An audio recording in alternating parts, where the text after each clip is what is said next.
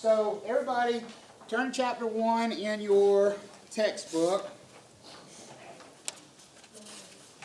No, you cannot have a book.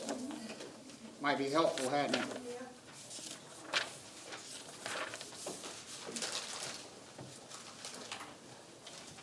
You need a sign too with the name in front of you.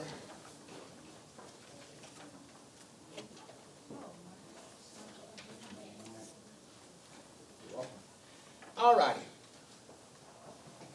So chapter 1 is very basic. There's nothing in depth in chapter 1. It's a very sort of introductory overview of real estate. But it does give you some key terms that we're going to use a lot in the class. So it's certainly worth spending some time on. Though it'll probably be one of the shorter chapters in the book for us as far as classroom time. Because it is, again, real basic. My clicker's not working. There we go.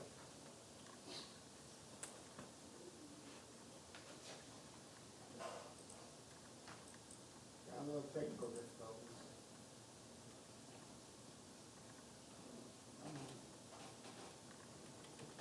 Who sabotaged the machine?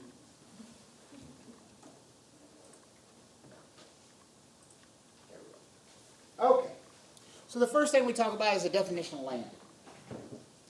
Your book says that land is the earth's surface extending downward to the center of the earth in theory and upward indefinitely. So that's an important idea because we need to immediately understand it. When we say we're selling real estate, what we're really selling is land. Land is what matters in this class. Everything else that we think of, when people say I'm selling houses, what they're really selling is the lot that the house sits on. The house just happens to be attached to that. And it's important, obviously, but the most important thing there is that piece of land. So we need to understand what it is that we're actually talking about selling here. And land is not just what we see on the surface, but it's also everything below and everything above. So there are going to be things that you own that are below the ground. There are going to be things you own like airspace that are above the ground when we talk about land. Now, another term that you'll hear obviously a lot is real estate. Real estate is just land plus everything attached to the land.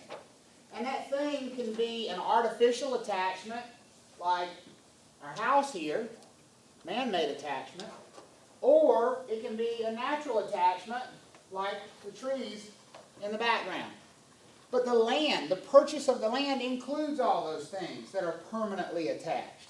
So everything on the surface, everything above the surface, below the surface, and everything permanently attached to the land.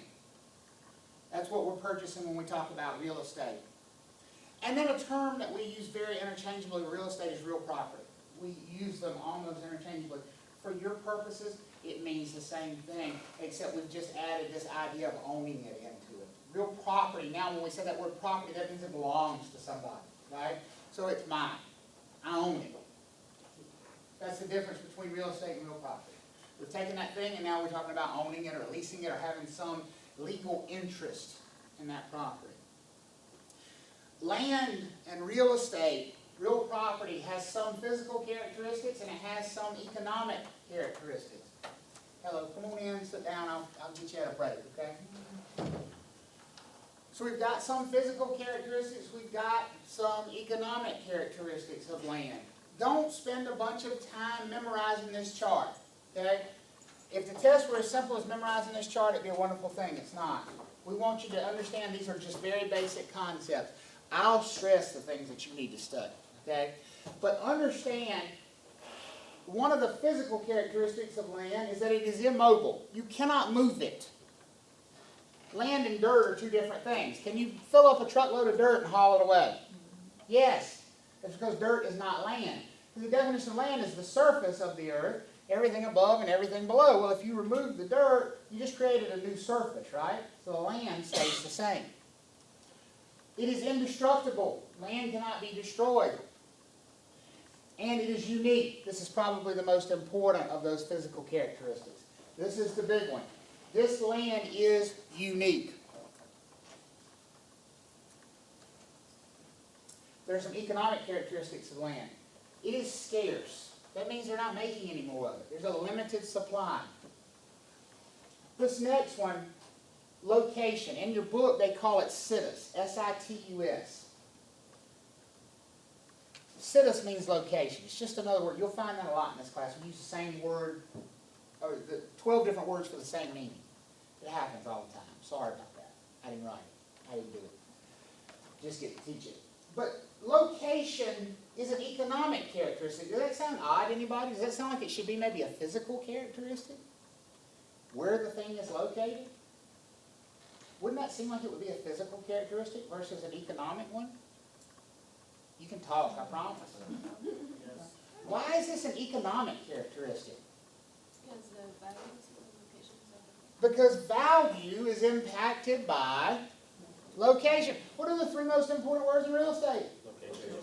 Why? Because people are willing to pay more for Raleigh than they are Jamestown. Janesville. There's two. In both of them, yeah, sorry. Janesville. As soon as I said that, I realized I was wrong. Or Wilson. Or Tarboro. They just are. So that's why location is an economic characteristic. And another big one. Real estate has a permanence of investment. What that means, that's a fancy way of saying real estate does not go down in value. If you look over a long enough period of time, real estate never goes down in value. Now that's hard to stomach if you own property in 2008, 2009. Because what happened in 2008, 2009? You crashed. Real estate property values crashed, right? And if you looked over that 4 or 5 year span, you would say it's absolutely wrong that real estate values never go down, because they did. But what if you look over a 50-year span? Would those properties have dropped in value over a 50-year span, or would they have gone up? How about a 100-year span? Would they have dropped in value, or would they have gone up? How about a 200-year span? Would they have dropped in value, or would they have gone up? Over time, because it's a limited thing, real estate always goes up in value. And so it has a permanence of investment that other things just do not have. Okay? One of the most important terms in the textbook is this idea of highest and best use. We will use this in several different things throughout the course. Coordinate. Put you on the spot, right? Sorry. What does that look like to you? What does that mean? Highest and best use. What would that mean about a piece of property? where it's located and what's going to be put on the property. So what are we going to do with the property to do what? Make money. Yeah, make how much money? A lot. The most money. And that's exactly what highest and best use is. It's what can we do with this piece of property that's going to give us the greatest return on our investment. What will make us the most money from our investment to later on down the road with this property? Here's the thing though, this changes. Sometimes it changes often. Briar Creek, how many of you are familiar with Briar Creek? North of here, right? Most of us. What's there now? Everything, right? Shopping, houses, businesses, office complexes, food, you name it. It's there. What was there 40 years ago? It went from nothing to everything in 40 years, right? Cornfields. So 40 years, is the highest and best use of that land that's at Briar Creek right now a cornfield? Is that the highest and best use? Is that the thing you could do with that property that's going to give you the biggest return on your money? Tear down all their shopping centers and plant corn? 40 years ago, would you have gotten the best return on your money by plowing up the corn and paving it over with parking lots and building shopping centers out there? No. So what we're saying is it's changed. That highest and best use has evolved over time. And it does. So highest and best use is a one-day question. What is the highest and best use today of this property? And another thing to keep in mind, that doesn't always mean the thing that's being used, the property's being used for currently. Sometimes the highest and best use is a completely different thing than what it's currently being used for. I'll give you an example. There's a little house on the corner of Dillard and Jones Franklin over sort of Raleigh. I think it's a Raleigh address, but it's right behind Crossroads Shopping Center. Little brick house, brick ranch house built in 1965-ish. It's on an acre of land, or actually a little bit less than an acre, about 8/10 of an acre, on the corner of Dillard and Jones Franklin. It's about 1,500 square feet, brick ranch house. How much do you think a brick ranch house in Raleigh, Cary, 1,500 square feet would normally be on the market for? Just guess. Carlos says 250, Dusty says 200. This particular house is on the market for $565,000. Now it's never been updated. It looks like 1968 threw up in there. Why do you think it is that that house may be on the market for so much money? Location. But do people really want to live on the corner of Jones Franklin and Dillard Drive? Man, there's a lot of traffic there, and you're right on top of a busy road. And so, I mean, yeah, location is great, but do I really want to live there? Developers. What do I want to do with it? Put a gas station there. Right? It happens to be zoned commercial. So is the highest and best use the thing that it's currently being used for, or is that highest and best use something else? Something else. So if I'm an appraiser going in, looking at that property and trying to put a value on it, I'm not going to value it as a home. I'm not going to look at it and say, well, other homes that are similar are selling for this, because highest and best use is not as a home. Highest and best use is as a lot for a gas station, right? So I'm going to look at, okay, how much money would a gas station produce here? And now let's look at this as a vacant lot where we could put a gas station. And that's how we're going to value this thing. Does that make sense? So highest and best use changes all the time. As we go through the class, we'll talk about land use controls. Again, this is just an introduction. We have a whole chapter about land use controls. There are both public and private land use controls. Public land use, well, let me give you the only difference between the two. Because a land use control is a land use control. It means somebody has told you what you can and cannot do with your property. We have public ones, we have private ones. The only difference between public and private controls is who's doing the enforcing. That's it. Who's the enforcer here? Well, in a public land use control, who do you think the enforcer is? City. Some government entity, right? City, county, state, federal government. Some government entity is telling you, you cannot do that with this piece of land. If you don't believe it, remember I said way back when, I said, if you own a piece of land, you own everything below it and everything above it, right? So would that mean you own the air above your property? Say yes, because you do. So that means if I live up here by Briar Creek, I own the air above my property. I really like sports talk radio in California. And I have done the math that if I put up a 1,000-foot antenna in my backyard, I can pick up sports talk radio from California. Think anybody's going to have a problem with that? Who? My property? The city probably going to have a problem with that. So that's a city regulation. Who else? The neighbors might have a problem, so that would be public or private land use control. Private, we call that an HOA, right? Who else might have a problem with that? Why the FAA care what I do in my yard? You mean they like to actually land planes out there at RDU without hitting antennas that are 1,000 feet tall? That would be a federal control over what I can do with my property. So you see there could be lots of different controls going on with a piece of property. Some public, some private. We're going to spend a whole chapter on those and talk about the differences. But really, the big difference is who enforces them. If it's a public land use control, the government's going to enforce it. If it's a private land use control, then other private landowners are going to enforce it. Simple enough, right? Okay. We talk about the advantages and disadvantages of real estate investment. Again, just very basic ideas here. We talk lots more about it later on in the class. What are the advantages of investing in real estate off the top of your head? Make money. It never goes down in value, right? It's a big one. What else? Equity. You can build equity. What else? How many of you own your own home? You get some special tax treatment as a result of that? Not much liability. I'm sorry? Not much liability. Not so much liability, not a lot of risk, specialized tax treatment, right? There are lots of advantages to owning real estate. How about disadvantages to owning real estate? Can't get your money out. That's the big one. She said you can't get your money out fast enough. You can eventually get it out, right? If I own stocks, I can wake up this morning and pretty much decide I want to sell my stock and have it accomplished by 5 o'clock this afternoon, right? For the most part. I can get my money. If I own my house, can I wake up at 8 o'clock this morning and decide I want to get my money out of my house and have it sold and closed by 5 o'clock this afternoon? Probably not. Probably not. Probably going to take me a month or 2 or 3 to get to the closing table.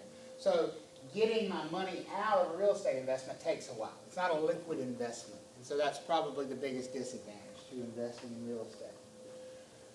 Now, your book gives you 5 categories of real estate, and they are on page 8.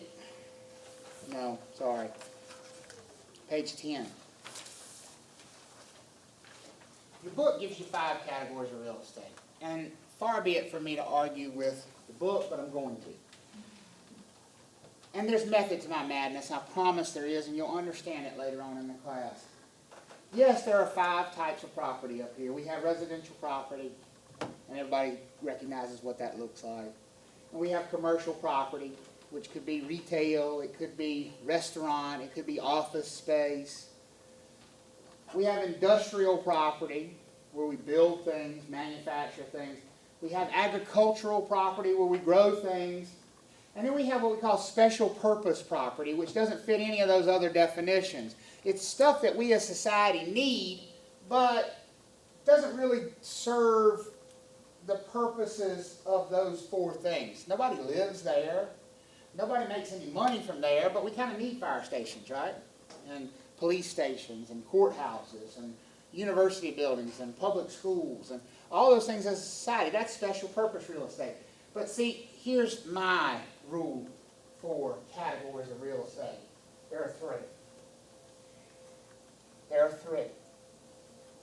And they're all based on the perspective of the owner of the property. Stop looking at the thing. I don't care what it looks like. What I care about is what is the owner doing with it? Why do they own it? Because that's going to define for you the kind of real estate it is. I promise this sounds insane, but it will make sense later in the class. The first category is residential. Same thing that was up there. But now, from the perspective of the owner, why do I own residential property? What's the purpose? To live in it. I own it so that I can live in it. That is residential property. The second category of real estate I have is income producing property. I own it so that I can do what with it? Make money. That is why I own this thing. Now let me ask you a question, you folks that say you want to take this class so you can do real estate investment. Are there things that look like houses and walk like houses and talk like houses, but you as the owner have no interest in living in them? That your sole purpose for owning it is what? To make money. To make money. It is not, at that point, a residential property. It is an income producing property. You got that? So from the perspective of the owner, if their reason for owning it is to produce income or make money, then that's my category of real estate. It's income producing. And my third category is that special use stuff. Because we don't have it to live in, and we don't have it to make money with. It doesn't fit my other 2 definitions. So that would be my fire departments and police stations and libraries and public schools. So we've got residential. I own it to live in it. Income producing. I own it to make money with it. And special purpose. So I'm going to fast forward you to chapter 17 right now. Don't flip to chapter 17. I don't need you to do that. But I'm going to tell you why I teach it that way so early in the class. Chapter 17 is a chapter called valuation.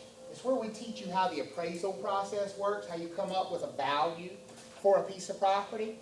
Anybody want to take a stab at how many different methods you can use to value property? Three of them. There's one way to value property that you do what with?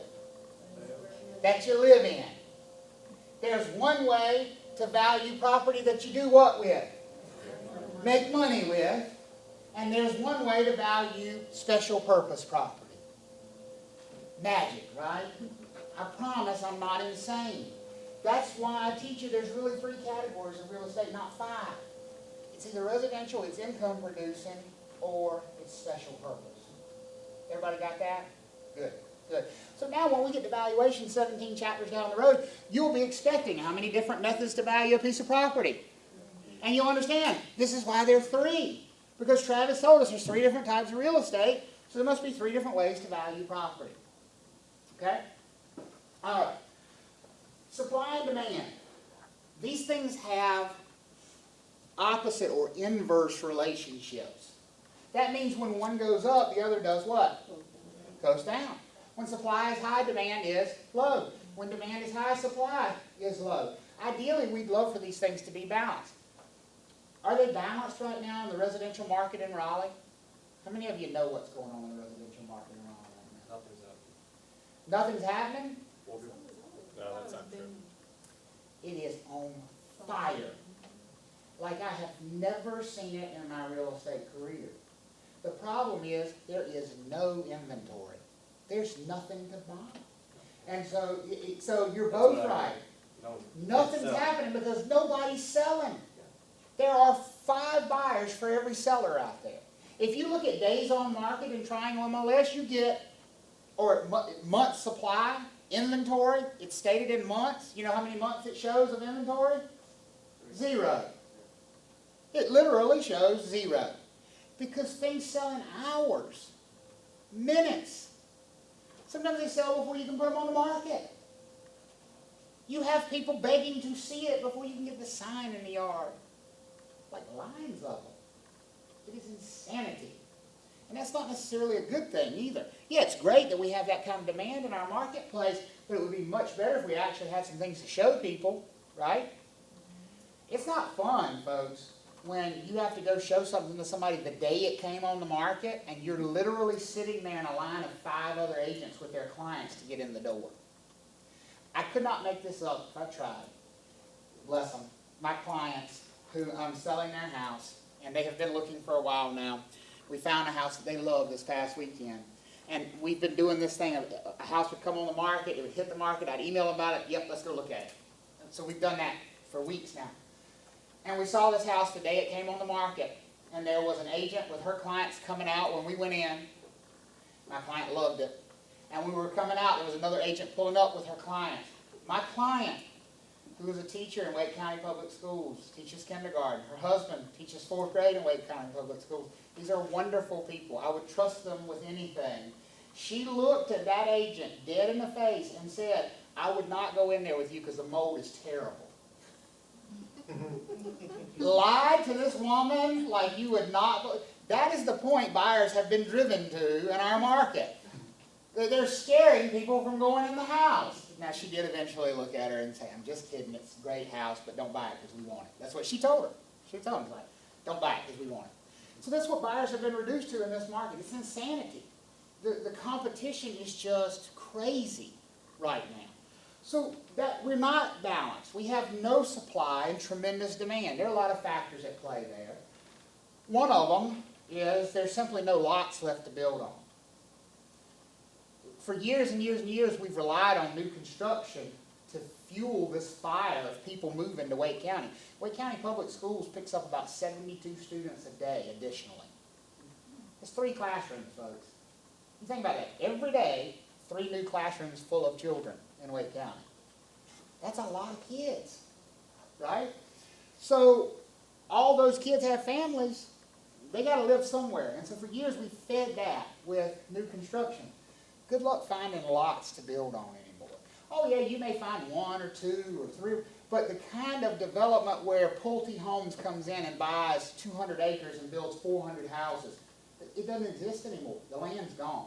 So that's one factor we have. We're not producing inventory like we were. The other problem we have is that prices have not moved as fast as demand has. And that's because of the appraisal process. So what's happened is a lot of these homes that lost some value in 2007, 2008, 2009, they've recovered some value, but not enough to where the sellers are racing to want to sell them. So the sellers are still kind of sitting on it. They're riding this. They want it to go up a little more. And then the third factor is the sellers themselves, unless they're moving away, have got to go somewhere, and they're looking at what's on the market, and they're saying, I don't want to live in a hotel for the rest of my life. There's nothing for me to buy. So they don't put their house on the market. And so it has sort of paralyzed us in some regard. I have right now 5 listings that I could put on the market tomorrow if they saw anything that they were interested in on the market. That's 10 transactions. You think about that, right? 5 buyer sides and 5 listing sides. But until they see something that they could conceivably buy, they're not going to consider putting their house on the market. And if they do see something they could conceivably buy, they're probably going to get 5 offers on it in the first day. So it's tough. It's tough. So we would like to see a little bit more balance. Things that affect supply and demand, don't spend time studying these. Labor force, obviously, if you don't have the labor to build, to provide supply, that's going to affect it. Construction costs, the more expensive it is to build, the fewer things that will be built at any one time. Government controls, how big lots does the city allow? Do they want quarter acre? Do they want half acre? Do they want townhouses? Do they want single family homes? Financial policies like lending policies. If you can't get loans as a builder, then it's very hard to finance the construction process. So that will affect supply. Things that affect demand, population. Our population is doing what in this county? Growing tremendously. So that's going to affect demand. It puts increased demand on everything. Demographics. Who knows what that word means? I'm sorry? She said where you live at. That's part of demographics. What else? Who you are. What do you mean? Elaborate on the who you are. Male, female, old, young, kids, no kids, all of it. All of it. Race, ethnicity, national origin, religion, sex. I could just keep on going naming those protected classes under the Federal Fair Housing Act, by the way. Those are all demographic things, right? Those are things that define us as people to those who are only looking at us on paper, right? It doesn't define us as a person, obviously, but to somebody looking at us on paper, demographics are the things that they define us by. It could be income level, it could be education level, it could be size of household, it could be the ethnic makeup of a household, it could be the age of the household. So in real estate, you're going to learn that there are times when you can talk about demographics and times when you cannot talk about demographics.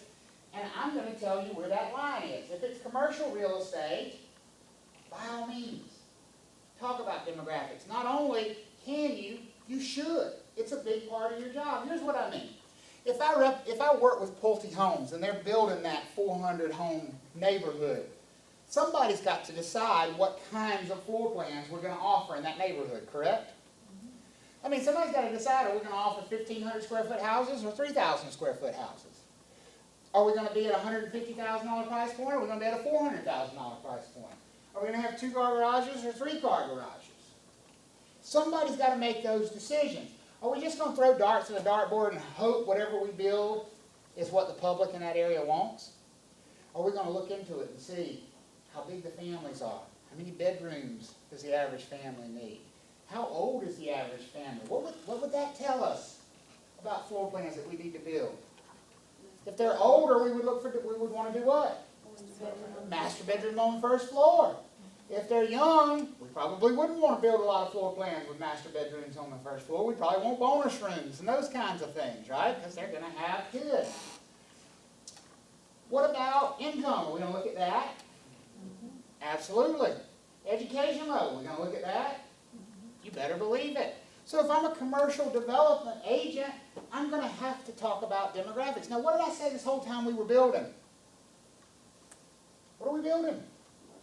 Residential.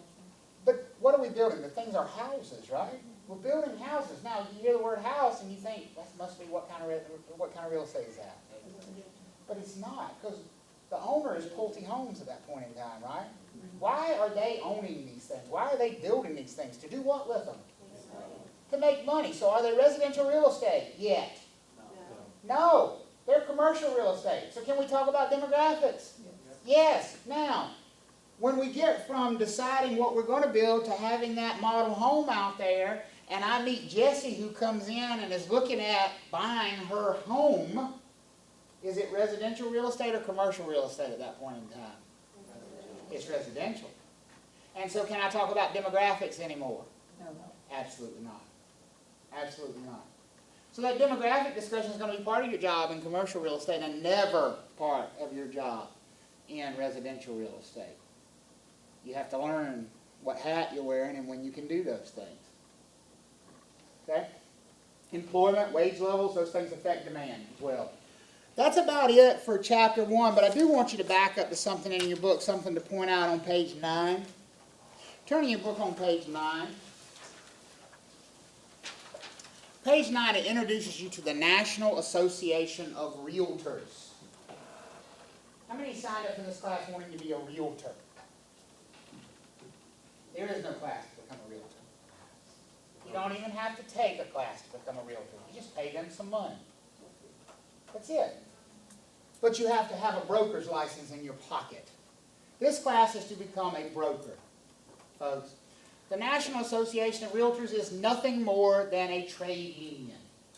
You choose whether or not you join the National Association of Realtors. They don't issue licenses. You will not be licensed as a realtor. You will be licensed as a broker in the state of North Carolina. Whether or not you join the Association of Realtors is completely optional to you. But like any good union, they do have a lot of leverage that will force you to join. Where do you find most of the listings for homes if you go look? The MLS stands for Multiple Listing Service, right? Where did that thing just come down from the sky somewhere? Who do you think owns the MLS? The National Association of Realtors. And if you want to have access to the MLS as a broker, you will join the National Association of Realtors. And you will pay dearly for it. Getting your real estate license is cheap. Being a realtor is not. That's where the real money comes into this thing. But what I want you to understand is the differentiation. These rules that we're going to be studying, they don't come from the Association of Realtors. This is from the North Carolina Real Estate Commission. It's two separate entities here. If you choose to become a realtor, and if you go into residential real estate, you will choose to become a realtor because you really won't have a choice. Okay? Because you're going to need access to the MLS. How are you going to show properties if you can't access the codes to get in the door? How are you going to list property for sale if you can't upload it to the MLS? Because all those websites that you see, Truly and Zillow and Realtor.com and Oodle and eBay Homes and you name it, all of that information comes from the MLS. It's all pulled from the MLS. And so if you're not a realtor, you just can't function as a residential broker. Now, if you go into commercial real estate, you probably won't become a realtor. Because commercial brokers don't work in the MLS. They don't use the MLS. So there's not much benefit to them. They can. They will take your money as a commercial broker. But I want you to understand that difference. Now, that gets confusing later in the class because when we start looking at contracts, the contracts that we go over and we teach you all have the realtor logo on. They're all published by the North Carolina Association of Realtors. So if the Real Estate Commission is the one who's offering this class and who's licensed you, why would they teach you the realtor contracts? Why do you think they bother to do that? Because most of you are going to become what? Realtors. They know that most of you are going to end up joining the Association of Realtors, and they know that that's going to be the contracts you're going to use, so they may as well teach it to you so you don't go out there and screw up somebody's life by not understanding the contracts you're using. But please don't confuse that, and don't think the Association of Realtors makes the law. They don't. They have their own sets of rules, but those are not legal rules. Those are just membership rules like any other club on the face of the earth. If you want to know the money expectation, because I know I brought that up, it'll cost you somewhere in the neighborhood of $1,000 to join initially, and you can expect about $1,000 per year to maintain your membership in the Association of Realtors. That's in general. Believe it or not, the smaller the MLS, the more expensive they are. Some of your smaller ones, like Wilson, is a $5,000 joining fee, I believe. They obviously don't want much competition down there. But that's what you have to look forward to from a monetary side of things. Yes, it is expensive to become a realtor. Just part of the game. I wish I could avoid it. I hate writing that check, but I don't have a choice. And you won't need it. Okay? That's it for chapter 1. Let's take a quick break, probably 10 minutes, and then we'll come back and we'll go over chapter 2. And I think I got everybody checked in.